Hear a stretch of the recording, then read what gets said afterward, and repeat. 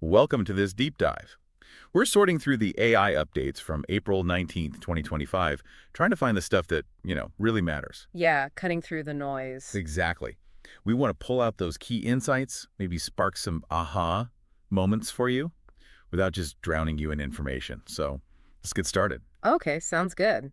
Well, the first thing that really jumped out, I think, is the Grok 3 API. It's been around the model itself for a couple of months, Right. but now there's an API, so developers can actually start building with it. And maybe even more interesting, there's a Grok 3 Mini API as well. Yeah. Mini. And this isn't just like a toy version, is it? They're positioning it pretty No, seriously. not at all. They're really aiming high, saying it's competitive with some of the larger frontier models, the really big ones. Yeah, wow. And the really interesting part I saw was this claim about reasoning traces. Yeah, exactly. They're saying Grok 3 Mini can give you the full reasoning trace, basically show its work for, get this, 50 cents per million output tokens. 50 cents per million. That sounds incredibly cheap if it holds up.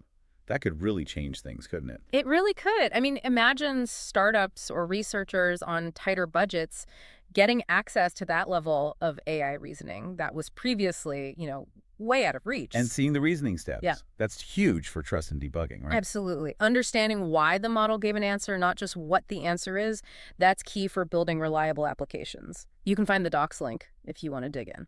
Definitely worth checking out. Yeah. Okay, so moving on. Google DeepMind, they've been busy with Gemma 3. Specifically these quantization-aware trained models. QAT, you're calling them. QAT. Right.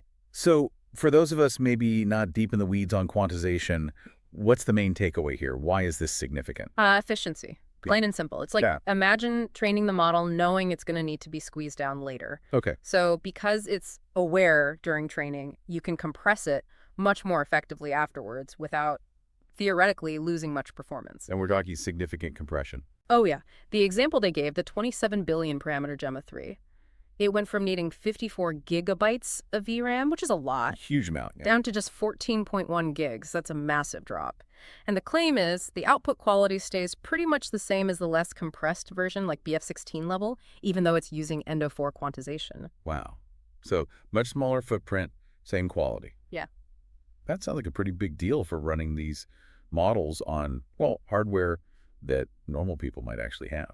Exactly. It opens the door to running these larger models on, decent consumer GPUs or even powerful laptops, not just massive server racks. And they've open sourced the checkpoints. They have, which is great for the community. People can grab them from Hugging Face and run them in tools like MLX, llama.cpp, lmstudio, the usual suspects. Okay, but it sounds like it's still early days for QAD. I saw some chatter about best practices and maybe some community exploration still happening. Definitely. It's a newer technique, so people are still figuring out the optimal ways to use these QAT models, like which specific quantization methods work best in different libraries, say GGUF versus native Hugging Face methods. Right.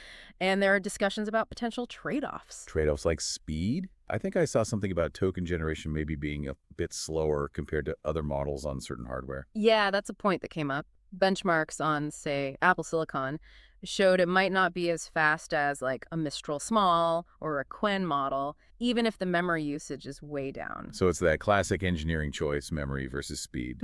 Depends what you need most. Pretty much. And there were also some, early teething problems mentioned, maybe some broken checkpoints initially, some vocabulary mismatch issues in certain workflows. Which is kind of expected with cutting edge stuff, I guess. It is. It's the cycle. Release something new, the community dives in, finds the rough edges, figures out how to optimize it.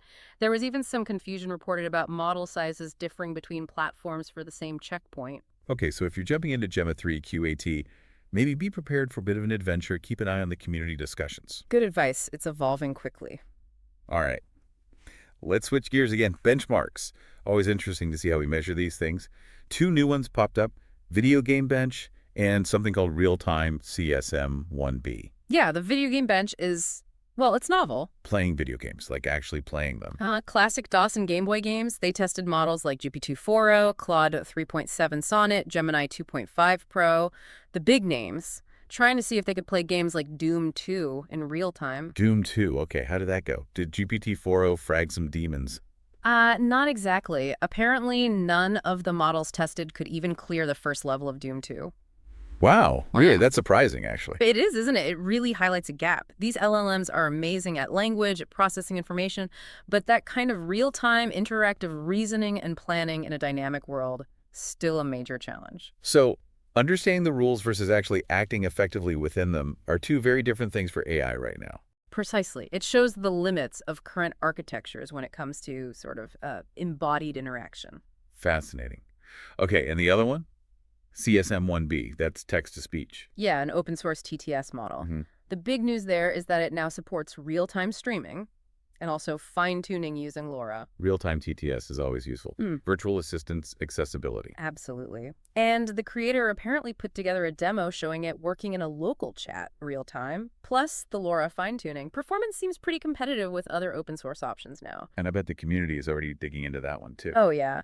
Discussions about squeezing out even more speed with high-end GPUs, questions about Apple Silicon performance, which seems maybe not fully optimized yet. Right. And people are already asking about fine-tuning it for other languages. Can you train it on English to speak French? That kind of thing. Always pushing the boundaries. Yeah.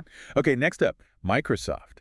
MAIDS R1. This is based on DeepSeek R1. That's right. And the headline seems to be significant improvements in code completion. It's reportedly doing very well on benchmarks like Live Code Bench. Okay, so better coding? How do they achieve that? Just more code training data. Well, it seems more focused than that. It's described as a major post-training effort. They used about 110,000 examples focused on safety and noncompliance Interesting. from a dataset called Tulu-3 SFT, plus around 350,000 internal Microsoft examples targeting multilingual bias. Wow, that's a lot of post-training data focused specifically on safety and bias. It really is. The goal was apparently to boost safety, compliance, and reasoning without hurting its existing strength in coding and general knowledge. And did it work? Early indications are positive. It seems to be safer, less likely to refuse reasonable requests while still being good at the core tasks. Some are calling it maybe one of the biggest open source fine-tuning efforts we've seen so far. That's a significant contribution from Microsoft to the open source space then. Okay, finally, let's touch on OpenAI's O3. Hearing some quite intriguing things about this one. Some impressive capabilities and maybe some quirks. The GeoGuessr stuff sounds pretty wild. It really does. Identifying locations like a specific mountain resort in Uzbekistan or Diamond Head just from screenshots with no metadata. That's remarkable spatial and visual understanding. Almost like it's developing world knowledge from visuals alone. And Google's Gemini 2.5 Pro showing similar skills suggests this is a broader trend. Seems like it. A real step up in visual grounding for these models. But O3 isn't just about geography. People are talking about its personality or interaction style. Yeah, some users feel it's acting more like a direct authoritative business advisor. Compared to, say, GPT 4.5, it gives more concrete recommendations, less hedging. More decisive, which could be good or bad. Potentially both. Some find it less placating, more expert-like. But there's also a feeling it might be overconfident, sometimes giving wrong answers quite assertively. The confident incompetence trap. Exactly. And there are some reported limitations, like a cap on coding output around 200 lines or so. And wasn't there a weird anecdote about counting? Oh, right. Someone reported asking it to count the R's in strawberry, and it got it wrong, which, okay, happens. But the user specifically noted the little thinking indicator that usually shows up wasn't there for that query. Huh. Just instantly wrong. Weird little glitch. It is a good reminder that these are still complex, sometimes unpredictable systems, even the most advanced ones.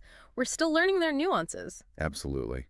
Well, that brings us to the end of this run-through. We've covered quite a bit: Grok 3 APIs, Gemma 3 quantization, LLMs failing at doom, Hey, yeah, the gaming benchmark was telling. Microsoft's big fine-tuning effort with MIDS R1, and the impressive but sometimes quirky O3. It's definitely still a fast-moving field. Relentlessly fast. Hopefully this deep dive gave you some useful insights and maybe sparked some ideas.